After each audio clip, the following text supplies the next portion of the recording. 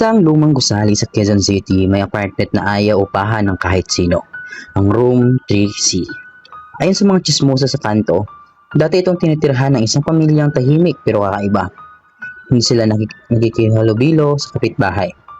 Bihira rin lumabas, ngunit tuwing gabi, narinig daw mula sa loob ng unit ang tunog ng mga kumakalansing na kadena, mabibigat na hakbang at mahinang iyak. Noong 2015, isang bagong magkasintahan ang lumipat doon. Unay maayos ang lahat, pero makalipas ang ilang gabi, pansin nilang lagi silang sinusundan ng mga matang tila galing sa dilim. May mga maririnig nga sila sa mga gilid o sa mga madidilim na sulok. Minsan may narinig silang mga bulong mula sa dingding, mga salitang hindi nila maunawaan. Pero malinaw ang boses ng isang bata na parang humihingi ng tulong. Isang gabi, habang natutulog ang babae, nagising siya sa amoy ng bulok ng karne.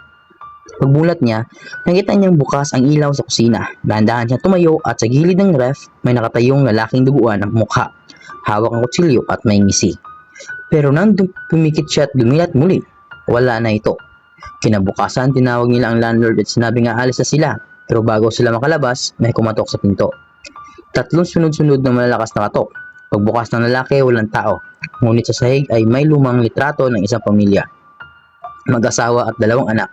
Sa likod ng larawan may nakasulat, "Salamat sa pagtira sa aming bahay. Kami naman ulit ang titira."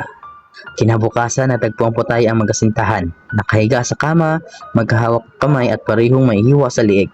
Wala ni isang bakas ang persahang pagpasok. Hanggang ngayon, nakabukas pa rin ang Room 3C. Pero kahit libre na, walang nangahas tumira.